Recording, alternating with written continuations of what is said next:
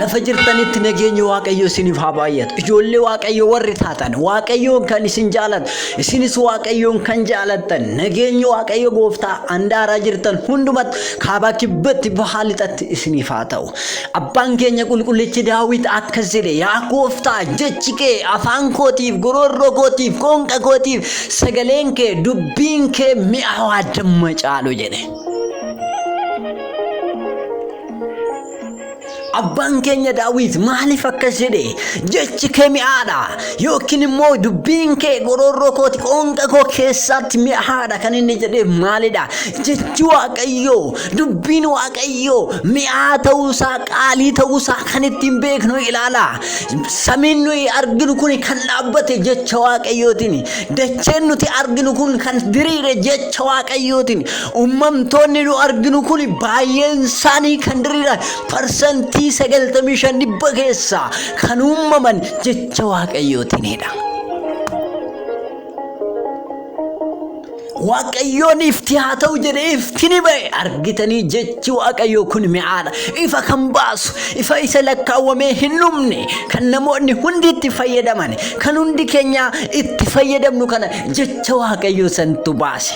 Dubbiin kun akka mi'aadha lakkaa jechi waaqayyo. Ilaalaa bara kana keessatti osoo qoxaarii dhuunfaa ta'e ifti nu ittiin deddeebinu kun osoo qoxaarii nama dhuunfaa harka namaan tolfamte ta'e birri meeqa maallaqni meeqa nurraa dhumeera. Garuu jecha waaqayyootiin kan uumame waan ta'eef bilisa halkaniif guyyaa ibsannee akka barbaannetti ittiin deddeebinee ittiin sochaanee jiraanna. Yaa saboota ilaalaa jechi waaqayyoo kanaaf mi'aawaadha jedhe Daawit abbaan keenya. Jechi waaqayyoo isa ifa uumedha. Ifa kifiyyaa hin qabne ifa damooza siin gaafanne halkaniif guyyaa tokkoof ifee kan tokkoof hin dukkanoofne hunduma isaati walqixa dureessaaf ifee hiyyeessaaf kan hin ifu hin jenne dhabaadhaaf ifee yookiin gurraachaaf ifee diimaadhaaf hin ifu diimaadhaaf ifee gurraacha hin ifu kan hin jenne ifti waaqayyoo kun jabaadha. Abbaan keenya qulqullichi Daawitis kanaafidha. Yaa gooftaa jechi kee qoonqoo kootiif gururroo kootiif mi'aawaadha kan jedheefillee isa kanaaf. Waaqayyoon dukkannis haa ta'u ni jedhe dukkannis ni ta'ee jedha. Guyyaa lammaffaan sadaffaanis ni ta'e uumamni hundumtuu ni uumaman jedha. Dhala namaatiin alatti keessattuu baay'een isaanii jechaan kan uumamanidha. Jechi waaqayyoo mi'aadha kan jedheef abbaan keenya qulqullichi Daawit isa kanaafidha. Yaa saboota ilaalaa Matsaaguu lafa ciisicha isaa waggaa 38 itti maaqagarraa akka inni ka'uuf ol jedhee nama akka ta'uuf kan sababa isaaf ta'e jecha waaqayyoo qororroo yookiin qoonqoo Daawititti mi'aawu kanaadha. Dubartii waggaa 12 muluu dhiigni ishee dhiigaa ture Yosqiinaa kan jedhamtu dhiigni ishee dhangala'aa ture. Namoonni yookiin maallaqa baay'ee sarcaastu waa baay'ees goote fayyuu hin dandeenye. Saboonni ishee biraa maqanii kophaatti kan hafte san jecha waaqayyoo abbaan keenya Daawit mi'aawaadha jechi kee jedhe santu fayyise. Dhibee keetirraa qulqulloofteera ittiin jedhe waaqayyoon. Gaafa waaqayyoon tuqxu eenyuun tuqa humni narraa ba'eera jedhe. Waaqayyoon amantaa keessa ishiitiin ni ilaale.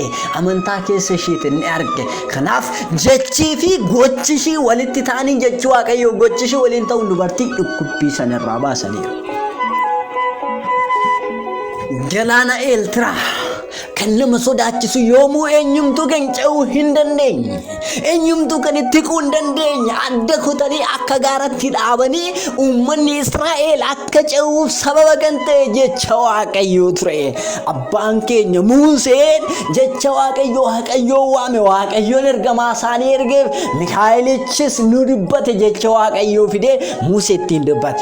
Yaa Musee ittiin jedhe galaana Eeltiraa kana rukutii jedhe. Ni rukute galaanni Eeltiraas ta'e gaara ta'e hafe adda citee hafe.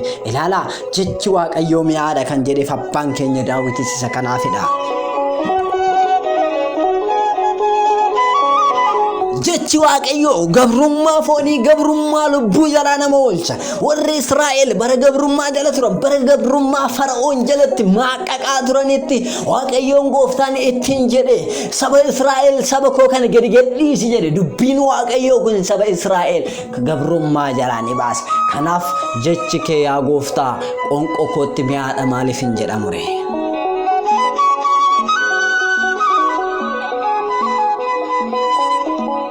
namoota rafee ture, kan dhukkubsatee ture, kan du'ee ture, kan waan hunda keessa rakkina hundatti keessatti galan jecha waaqayyootu baase. Jecha eenyu baase? Jecha waaqayyoo. Ilaalaa, jechi waaqayyoo du'a keessa si baase. Jechi waaqayyoo dhukkubbii keessa si baase. Warri dhukkubsatan baay'ee ilaalleerra jechi waaqayyoo immoo baase. Gaada kee duwwaa ta'ellee waaqayyoo ni guuta. Jecha Kiristoos Yesuus dubbateen manni Dookimaas duwwaa kan ture, maadiggaan Dookimaas duwwaa kan ture, Dookimaas dhiphatee kan ture, hojjettoonni dhiphatanii kan turan wayni mi'aa fi akka ajaa'ibaatti dhamdhama addaa qabu akka ba'uuf sababa kan ta'e jecha waaqayyootti dhaqaa. Maadiggaa sanitti guutaa jedhe. Maadiggichatti ni guuta. Maadiggichis immoo damma yookiin immoo xajjii ajaa'ibaa ta'e dhufe. Dubbachuun Kiristoos jechi waaqayyoo sagaleen waaqayyoo hirruu Dookimaas hin guute. Ilaalaa yaa saboota. Jechi kee mi'aadha kan jedhe abbaan keenya qulqullichi Daawit wayi malee miti. Dubbii waaqayyoo dhukkubsannaa keessatti bichaa miti, hanga du'aatti hanga boollootti illee kan amanamedha. Boolla keessa illee kan si